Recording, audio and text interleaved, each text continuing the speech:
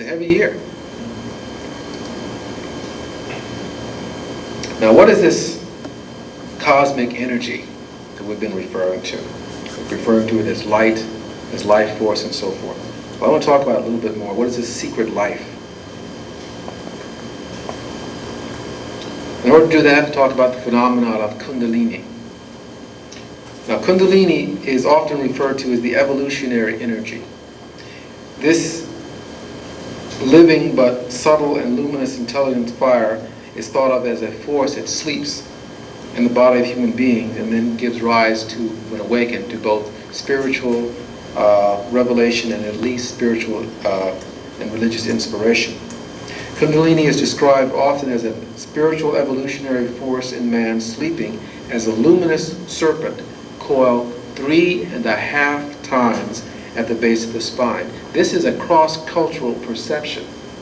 You find the image of a serpent coiled 3.5 times, head down, in ancient Mexico, Egypt, India, Africa, Japan, South America, the Incas.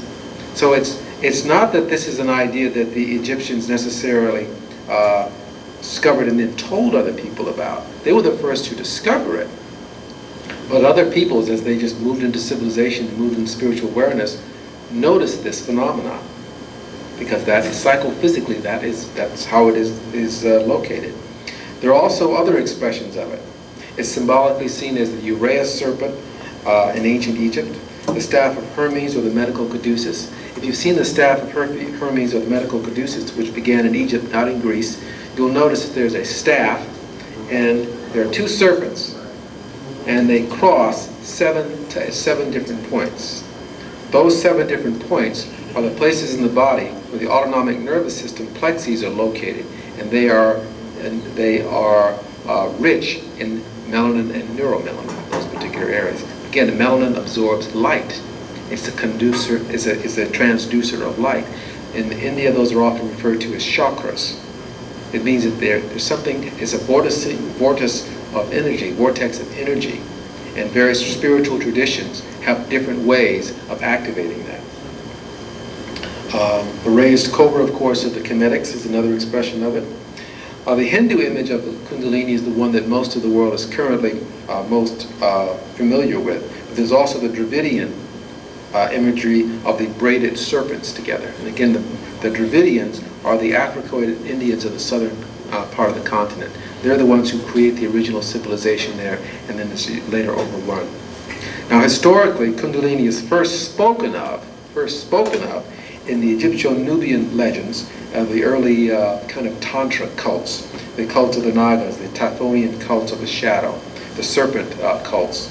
And this is around at least 5,000 BCE and probably earlier. Some put it at 6,000. A good reference for this is a book by John White, Kundalini, Evolution, and Enlightenment. But there are lots of other good references. Now, in Egypt, Kundalini is associated with a royal lineage a la the serpent crown, the serpent at the bow of the crown, the brow point, with the priesthood and initiation at the 3rd level, or i.e. the sons of light. There are 3 levels of initiation in the Egyptian mystery schools. Those who just come in, the neophytes, those who are moving up through the system, and then those which the force has been awakened, and those who are fully awake, the sons of light, those who can move back and forth, who come forth by day and go forth by night. That's what that book means, to be free in the ocean of light, to translate light freely back and forth.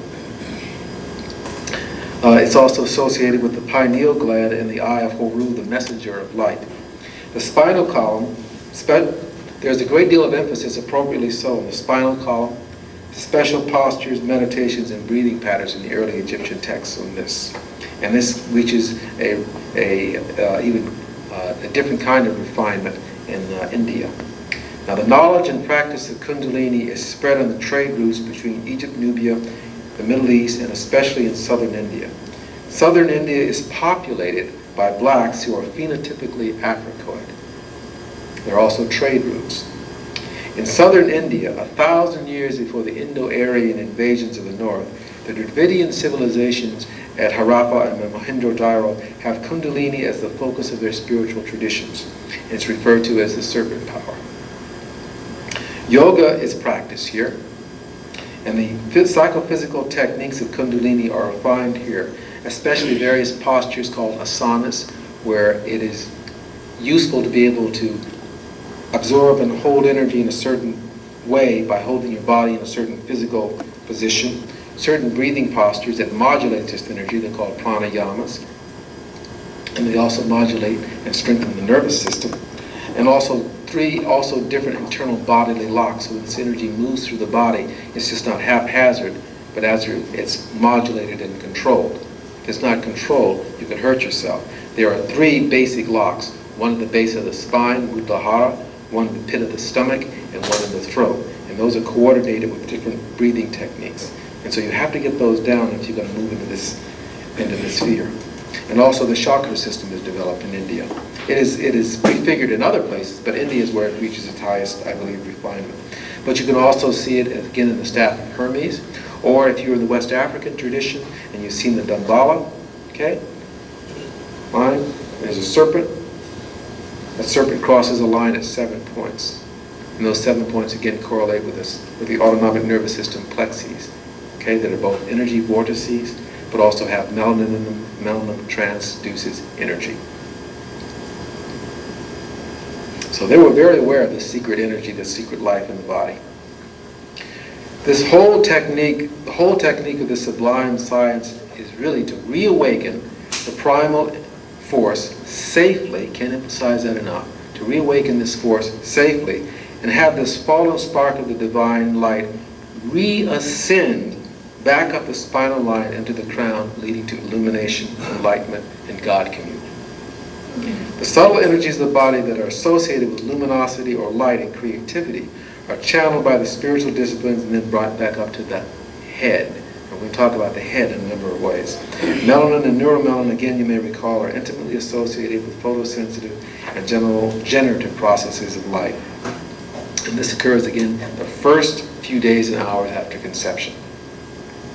Again, melanin and neuromelanin, quickly. Melanin guides and directs cellular organization in the womb, in the fetus, embryogenesis. It structures the development of the central and autonomic nervous system for all human beings. This is very important. It is found in all the major organ systems: stomach, heart, lungs, liver, GI tract, eyes, ears, brain, the endocrine system of glands, including the thymus especially, adrenal, thyroid, parathyroid, pituitary, and pineal gland. And again, melanin is not the same as neuromelanin. You must be clear about that. They originate from different places. Melanin, skin melanin, fluctuates. Neuromelanin does not. Melanin absorbs light quanta and can convert it to either higher or other forms of energy, or i.e. light to sound, heat to. Another good reference for this, in addition to Barr's book, is by a psychologist at Morehouse College, Tim Moore. His book, The Science of Melanin, just came out recently. It's an excellent summary of this. Melanin, as I mentioned before, may also be a superconductor at room temperature. In other words, it has the potential for quantum effects.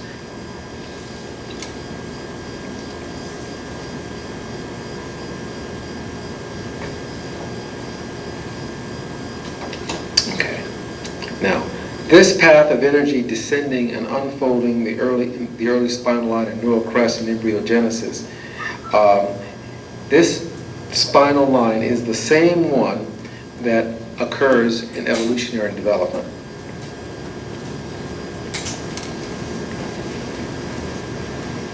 The more melanin in the brain and the central nervous system, the progressively higher the level of development and intelligence as you go up the hominid line. So it's the same one as in the evolution. It's the same one in embryogenesis, it's the same one in evolution. It's the same line that translates light. It is also the case that this evolutionary track, one based, I believe, on an early and baseline African template, is the same path by which spiritual energy, or biolight, reascends up the higher spine and up to the cortical higher brain